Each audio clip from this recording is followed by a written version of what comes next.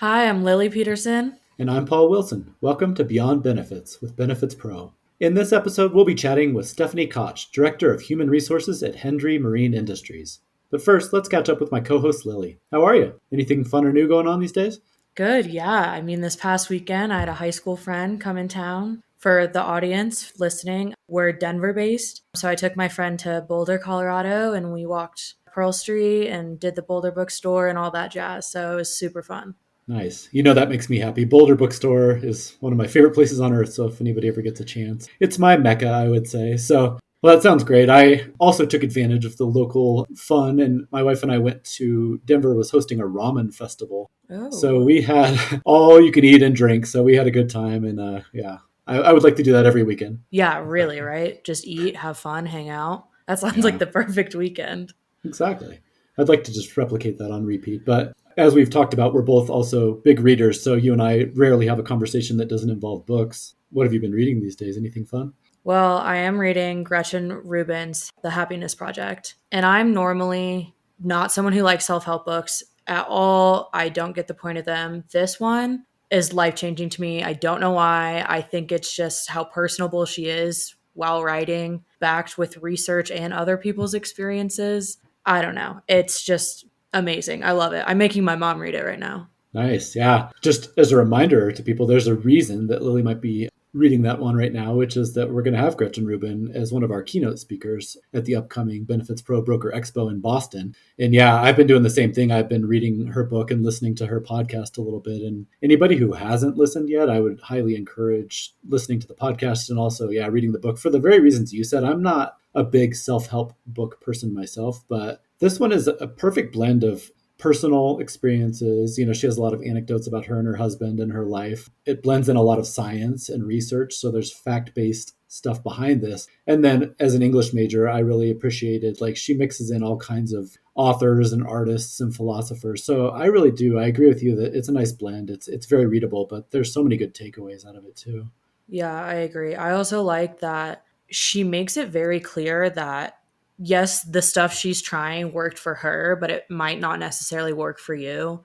And I feel like Mm-hmm. a lot of times when you hear self-help book, and I wouldn't even really classify this one as a self-help book, even though that's where it would be located in a bookstore. But she just makes it so clear that, hey, I tried this and you know what, I failed some things. So the things I failed could work for you, but also the things I did could not work for you. I don't know, like everyone's different, it's trial and error. And I Yeah. think that's what's so beautiful about the book is she admits the faults of what didn't work for her as well. No, I agree. I was lucky enough to have a little bit of a pre conference call with her the other day where we just kind of started to plot out our conversation that we'll be having on stage. And yeah, I'll just say that exactly what you just said. Her sincerity comes through. She was so easy to talk to. And we have some really good ideas cooking based on targeting her message towards our specific audience. So, yeah, there's our little plug. But I think that anybody, whether you're going to be there at the expo or not, would do well to check out her stuff. And I will mention, too, that she does have a brand new book that just came out. We're recording this early in April, and it came out at the beginning of this month. Secrets of Adulthood, Simple Truths for Our Complex Lives. So there's plenty more to keep digging into there.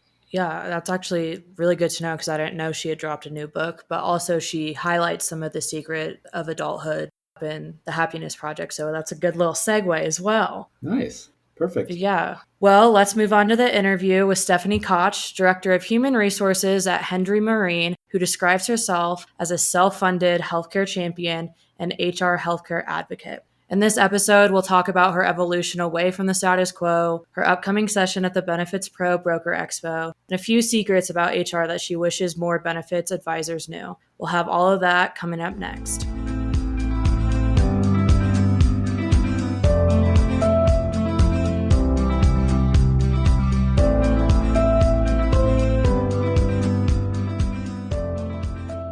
Joining us today is Stephanie Koch. Welcome to Beyond Benefits, Stephanie. We're happy to have you.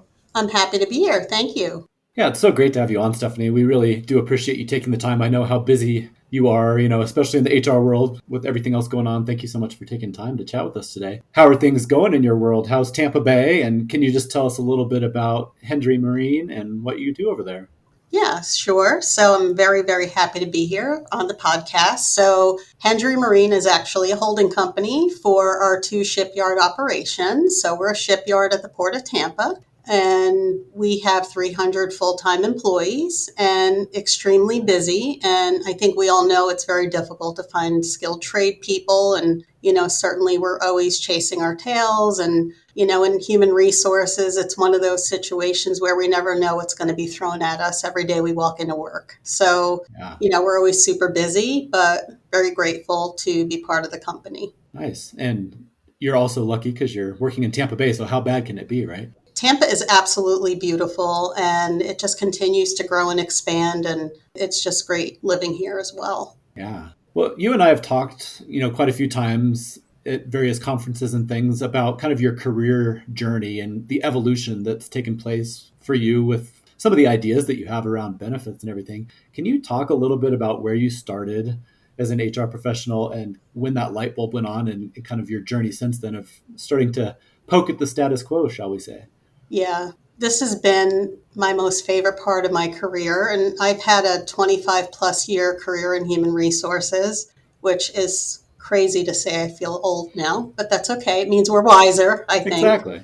When I started in human resources, you start as, an assistant doing some more of the support things. And as I evolved in my career, I started getting more involved in strategic meetings and discussions. And at one point in time, I started sitting in renewal meetings for healthcare plans with carriers and along with the CFO or CEO or whoever I was involved working with at the time. And I always had this suspicion that something was not adding up with the numbers, right? As far as renewals, and always wondered what this fuzzy math was they were doing. And when I finally got more comfortable after sitting in a few of the renewal meetings, I would start asking questions specific to what we could do to improve the outcomes or renewal numbers. And, realistically looking back, I didn't know what I didn't know.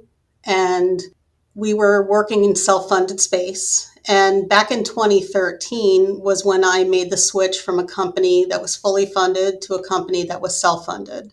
And it was at that point I started realizing self-funding wasn't as scary as I really thought it was. It has this stigma to it that it creates a whole nother level of complexity and difficulty when actuality, it really creates opportunity. That was when I started learning about self-funding. But then in 2016, around that time, was when we got a renewal from our current carrier, self-funded, and it was an 18% renewal on a 450 person group. Wow. And based on the demographics, that number just didn't make sense. However, I didn't know enough to think there were other ways to handle healthcare strategy. Now, that being said, some of the leaders in my organization went to a benefits education session and learned about reference-based pricing and learned about outside-the-box healthcare. And this is the funny part. So they brought it back to me and said, hey, we have this opportunity to mitigate and perhaps save money on our healthcare spend, but we're going to go away from working with the big carriers. And I first said, you guys are absolutely crazy. There's no way this is going to work. It sounds too good to be true. Right. But that being said, I also recognized the responsibility I had as the VP of HR, and I had to listen and be open-minded because, again, in the back of my mind, I kind of thought something was going on with the healthcare system. I just couldn't figure out what it was. But when I started digging in and I finally saw the light and understood, that's when my mind really opened up and I really started on a mission. Because I really learned that we had the ability as a company to control the costs, to provide quality healthcare and do all the things I always wanted to do but didn't know how. It was the aha moment. Yeah, I love that. And we'll talk a little bit more about that experience and kind of your evangelical push since then in a little bit. Can't help myself. Yeah. I feel like the employee benefits space and the healthcare spaces are constantly going through changes, especially right now, due to both internal and external pressures. What are your views on where things stand right now? Are there a few things you're specifically keeping your eye on?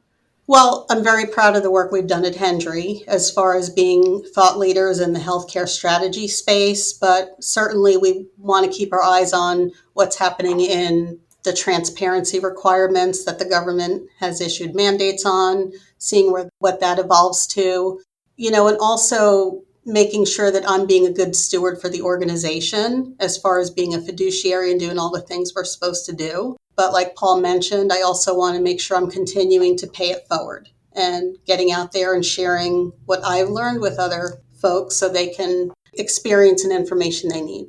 Yeah, absolutely. I mean, speaking of that, like you just referenced, you spend a lot of time, and it seems like an increasing amount of time, speaking to audiences, both inside and outside of the industry, kind of about your experience and challenging the status quo, and specifically the value of, self-funding, I think, is one of your main talking points. How do you feel like those conversations are going these days? I mean, you've been doing this specific circuit for a few years now. Do you feel like it's starting to make a difference and change? Like, where are you getting pushback? I'd love to hear a little bit more about just how that's going.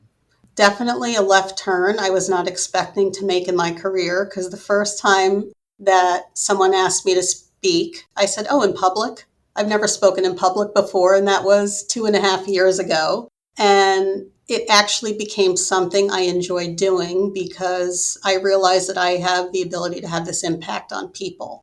That being said, I think there are more organizations becoming more in tune with what's happening in healthcare. I mean, you really have to not watch the news or know what's happening. Everybody knows there's an issue with healthcare. It's a matter of companies wrapping their head around it, being with a good advisor who's going to provide them solutions, and also them being open to change and the willingness to change. Yeah, absolutely. So, going off of that, how are these ideas being received by the employees that you talk to? Well, if you're referring to my employees at Hendry, I believe every change takes time.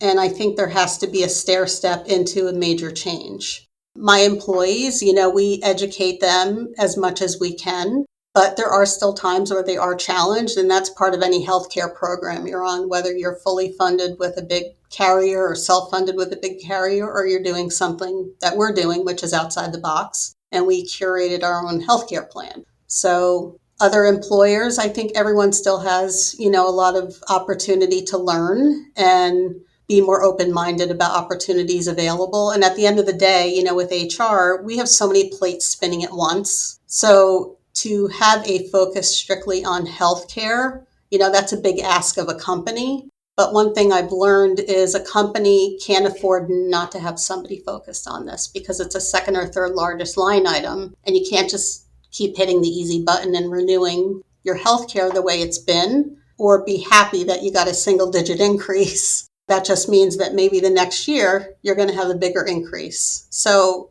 it just needs to be more open-mindedness and more adaptability to the change. I hope that wasn't too long of an answer. No, that's great. In fact, I wanted to follow up a little bit more on it if I could. When you're talking to those employees, you mentioned there's always going to be some dissonance and some noise when you're introducing some of these ideas that to many of these people, they don't even know what a reference-based pricing is. How do you approach that? I mean, like, I assume communication is a big key to that, but like, how do you and your team start wherever the employees are on their comfort level and kind of walk them through it in such a way that they eventually come around to it? Like, what are some of your strategies or advice that you'd offer to other advisors and HR folks? So one of the things that I actually prefer to do is, if an employee has an individual experience where they're having a challenge with a hospital system accepting our plan, I explain to them what type of more advocacy they receive on our type of plan versus where they were before, that they can get assigned an individual person that will walk them through the entire process. But even more so, when they come to me with an EOB or something, I take that opportunity to really educate them. And I say, look, this is what the hospital wanted to bill for these services that you went to have done. You were only responsible for your deductible, your coinsurance, or whatever out-of-pocket responsibility. This is what they wanted to charge, but this is what it cost you, and it cost the plan. So they're more educated consumers. In fact, we had a situation, if you don't mind me giving you an example. We have a local hospital here in Tampa, and they wanted to charge $12,000 for a colonoscopy. Wow. Yeah, wow is right. And when I explained to the employee that, we're okay, we understand you want to have your preventative wellness check done. It's very reasonable to want that done. We went ahead and approved it, but the hospital and him never reconnected. But I did find out after the fact that the actual price was only $300. So when I explained that to the employee, this is the cost they wanted to charge versus what it really should be based on a Medicare equivalent plus a profit, which is the way our plan functions, he was blown away and actually ended up going to another facility because he understood the impact it was going to have. Yeah, that makes a lot of sense. Have you found that when an aha moment like that happens with an employee, do they sometimes turn into internal advocates for these plans, maybe talking to their peers? And has that helped you with some of the process? Absolutely. I mean, the employees are the biggest asset to any company. And I've always said that for many years. Your largest asset is your employee. So when you have an opportunity to talk with people that have experiences and you can walk them through what the outcomes are, and the more important thing is the why. Why is this happening and how it could have impacted them in a different way? Yes, they become the advocate and they will tell the coworkers. And at the shipyard, they like to talk a lot. So, Oh, yeah. yeah. Nice. And that makes your job a little easier, which, speaking of your job, I mean, I would be curious, since so many of the people listening to this are benefits advisors or other partners who work Mhm. in and around HR. What do you think are some of the biggest misconceptions that advisors and others in the industry have about HR? You're speaking from an insider's point of view. What kind of misconceptions do you think are floating around out there, and how does that compare to the reality? Well, there's a couple things. So the first thing that comes to mind is HR is an extremely versatile position. We are responsible again for the largest asset a company has, which is the employees. And there is a plethora of duties and responsibilities we have. And administering a healthcare program is just one of many things that we have to do. But second to that is we don't always have the right insurance advisor or broker working with us. So, sometimes it's being misguided or not being educated on other options. So there's a variety of things that have an impact on why we're not willing to change. And those are things I will be talking about at the conference. But the core of it comes from lack of knowledge that there is another way that you can structure your healthcare plan and make it a long-term strategy. Yeah. No, that's great. And you hinted at it. We'll talk a little bit more about your upcoming talk at the expo. We're so excited to have you there. But first, I'll throw it over to Lily. Yeah. So, what's one thing you wish that advisors knew about you and your peers in HR? They need to educate and break things down to create a situation where we can relate to what they're talking about. But if you think of it this way, I couldn't go out to the shipyard and work as a welder because I don't understand what they do every day and vice versa. So they have to talk the talk in a language that we can understand. Absolutely. I guess going back to, hinting at the expo about HR confessions and, kind of what you wish advisors and your peers knew, can you give us a little sneak preview of your session coming up at the BenefitsPRO Broker Expo? I can, and I'm very excited about it. So the talk track is Confessions of an HR Executive. So it's essentially providing insight from the HR lens of why it's complicated or can be difficult for insurance advisors and brokers to get through to HR folks that they're trying to talk to about healthcare plans. It's giving insight from all of my years of experience how to help them overcome those obstacles. That's going to be so valuable because I talk to Yeah. advisors every day, and I know that that's one of the challenges that they run into. And I think it'll be so valuable to have somebody like yourself who has, an extensive background on the other side of the table, so to speak, about where there's those misconceptions and misunderstandings that probably are unnecessary if you just sit down and talk. I mean, are there any examples that this is confessions? I mean, do you have one or two examples of the types of things you'll be talking about that maybe you think a lot of advisors either incorrectly think about you, or maybe something that they don't know that you wish they did know? Well, I mean, like I said, one of the things is healthcare or benefits is not our only responsibility. And also, they have to be able to connect with us and we have to earn trust, or they have to earn our trust in order for us to connect and want to work with them. It's not automatic because a CFO or CEO refers them. They have to build their own relationship with an HR person. Yeah, that's something I hear a lot talking to advisors is increasingly, I don't know if this is true at your company, but the C-suite is playing a larger role in some of these conversations, whereas in the past it might have been mostly HR. Now there's more people sitting at the table. But I know from an advisor's perspective, it's important to realize that the different stakeholders are coming at it from different angles. Your role in HR, one of your main roles is to kind of look out for your people. Whereas the CFO might have dollars and cents more as their priority, and the CEO might have the big picture. So, I think it'll be really interesting to hear you talk a little bit about that and just give a little more insight into your motivations.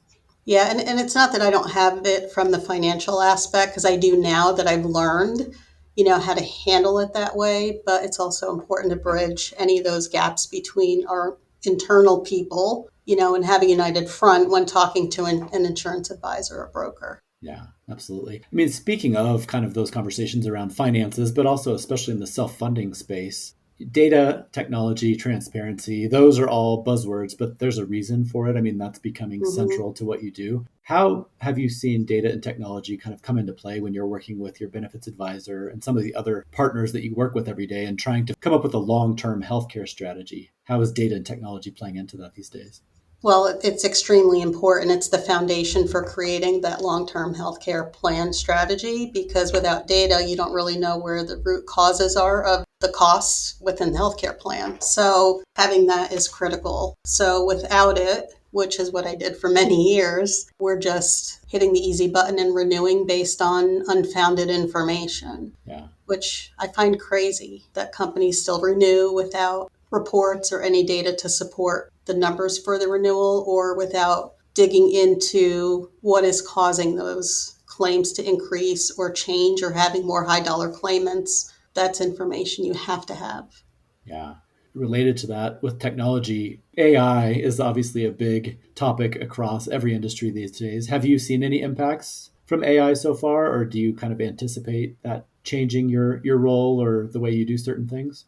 We haven't seen it yet, but I anticipate it's going to play a bigger role Yeah. in this space. Any thoughts on how, or are you kind of just at the point where you're waiting to see and kind of studying?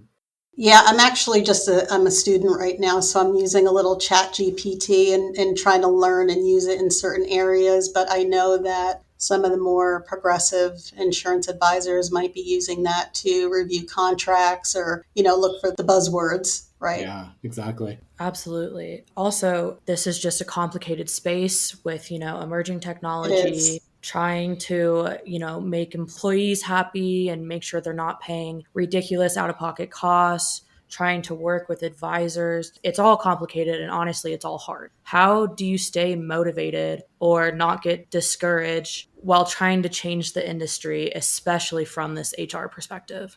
So I'm one of these people. I've always been someone who's very social, and also someone that loves to pay it forward. And this is information I wish I had when I was, in my career earlier. So it's really a motivation. It's an opportunity, like I said, to educate and help bring that information to the forefront so employers can make more informed decisions, but without someone leading the charge from HR, it's almost impossible to do that. So I just enjoy it. I love it. I'm a healthcare nerd now. I never thought I'd say those words in my career, but I'm proud and I love doing it. I love that. I mean, despite that love, though, to Lily's point, there's so much noise out there. There's so much chaos out there. How do you kind of balance making sure that you're staying up to date and doing the things you need to do around compliance and technology and AI, for example? How do you keep up with all that, but still filter out the noise to make sure that you don't just sink under the weight of all of it? That's a really good question. So I have met and surrounded myself with so many amazing people in this space that I continue to learn from every day. I also listen to a lot of healthcare podcasts and podcasts related to the industry, so I can keep track of what's going on and making sure that I stay relevant for my own company, and, how I pass information along to others. So the podcasts are really the big way. And then, of course, the conferences and interacting and networking is another big part of it. Yeah, you previewed one of our questions. In a minute, we're going to shift over and ask you some more fun questions, and that'll be one of them related to the podcast. So I want to hear some specific examples here in a minute. But yeah, I know you and I even met at, an industry conference, and I know that having seen you there speaking and interacting, obviously that must be a big part of all of it too. And it's something I hear from a lot of advisors and other folks to kind of keep them motivated, but also help them filter, is just talking to peers.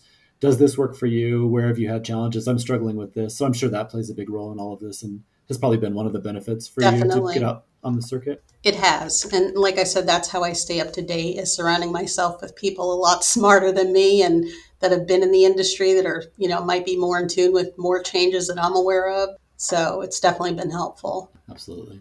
So to end the intense portion of the podcast, finish this sentence. The thing that makes me most excited about the future of our industry is being a part of a significant change that we're going to see in the next few years. Look at that. What a good answer. Awesome. Well, yeah, like I said, now we get to shift to what we think of as the fun part of the interview, although we've had some guests in the past who actually kind of got a little more panicky about this part. So we'll see how you approach it. So we mentioned how, the industry can be pretty rough on people, and it's just an intense thing. I think obviously coming out of open enrollment specifically for HR is an intense time, but I know more and more it's year round, especially in a role like yours where you're trying to create change. So what do you do to relax and refresh when you're not at work? So I'm a huge theme park person. Oh, interesting. So my son, myself, my boyfriend, and my boyfriend's daughter, we love to go to Disney, Universal, also love to go swimming, hang out with friends. So pretty low key, but I'm a theme park junkie and I love roller coasters. So that is something that is fun. I was going to say, that doesn't seem too low key. So now I've got to ask, what are your top couple of roller coasters? Because I went a couple of years ago to Universal and I went on their Incredible Hulk roller coaster. Yep, and that's a good one. I thought that was pretty amazing. Since then, my son has gone back, and apparently there's a new one, like something to do with a velociraptor or something like that. That is exactly the one I was going to say. That's one of my top ones. And then Guardians of the Galaxy at Epcot. Okay. Those are definitely my two top.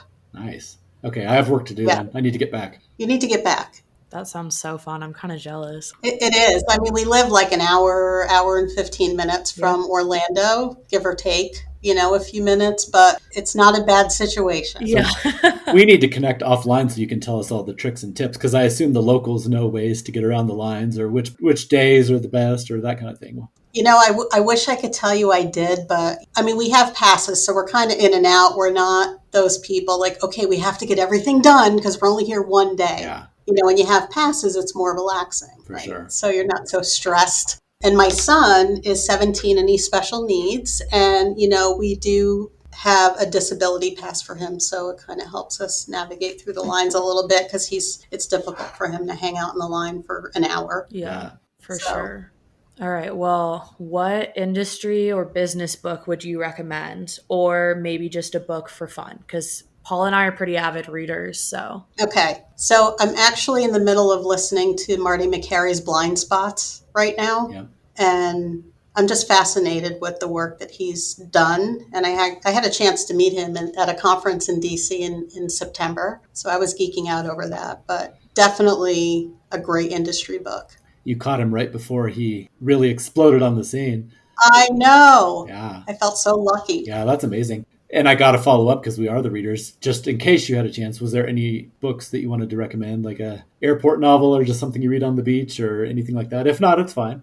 No, I'm not a huge reader. I do audiobooks. Yeah. Reading kind of puts me to sleep. Totally fair. That's totally fair. Well, I wish I could. I just can't. No, that's fair. And that does transition the audio portion. You hinted at it earlier that industry podcasts are a big thing that you do when you're commuting and probably other times. So I'd love to hear a few of your favorites. And then on the off chance that when you're not being a healthcare nerd, you listen to anything that's not related to the industry. Do you have any non-industry podcasts that you like too? I do. I actually listen to Mel Robbins quite a bit. She's one of the folks that I love. Rachel Hollis. I'm into a lot of the motivational type stuff, like the You Go Girl and Keep It Going and things that are positive and uplifting, because I try to stay very optimistic. Yeah. Which is why I'm able to overcome some of the, the challenges and just having a good attitude. But as far as the podcasts are concerned, definitely self-funded with Spencer Smith is one of them. Ethos Benefits Podcast, Chelsea and Donovan Reichus. Those are two of my top that I listen to. Always learning something and taking away something from them. Yeah, those have got to be two of the best going right now. So I think you're got the gold star for that one for sure. That's great. I have to say, I found out from Spencer a couple months ago, or towards the end of 2024, because I did his podcast last year, and my episode was the top one for 2024, the top watched or top listened to. Nice. I was very proud. You That's should awesome. be. That's amazing. Yeah. Why do you, I mean, that's not why we wanted to have you on, but I think it just goes to show not only that your hard work is paying off and the research that you've done in the industry, but also, again, what we were saying earlier, where there's this hunger and this need for people to understand other parts of the industry. So I know that Spencer gets a lot of advisors listening. So I'm sure that the fact that you could kind of provide that other perspective from an HR point of view paid off. Yeah, I mean, certainly we want more HR professionals to be part of these conversations and just be comfortable and confident and empower them to make these changes that can have a real impact on their employees and the company. Absolutely. For sure. Well, kind of switching gears a little bit. I just started White Lotus last night, so I'm very much on the TV grind right now. Okay, I've heard it's good. It's very off-putting to the point that you can't stop watching. Okay. But is there a TV show that you're binging right now, or maybe a movie or something like that? Yeah, we're actually watching Ted Lasso. Now, I've watched it once, and I'm rewatching it because my boyfriend never saw it, and I love it, so I'm very excited to watch it again. It's so good. It really is. That one dart scene, that is my favorite scene. We watched that last night. Oh, so good. Just watched that one last night. And Yep. I will say that after watching White Lotus, I think watching something like Ted Lasso is probably necessary to make you feel whole again. Because White Lotus, as much as I enjoy it, I don't know if I've ever been as uncomfortable watching a show as I am watching that one. Oh, really? It's so weird. It is. Yeah. So Ted Lasso would be a nice balm after watching White Lotus. It's a good story. It is, for sure. Yeah. Well, you and I think, met for the first time down in Puerto Rico at an industry conference. So that kind of segues into my next question. What is the best trip you've ever taken?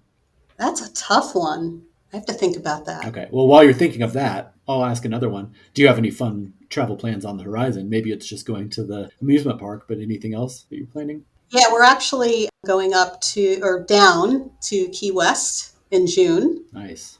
So that's exciting. And actually, I have another conference I'm speaking at in Las Vegas in September. So that's always fun. Yeah, absolutely.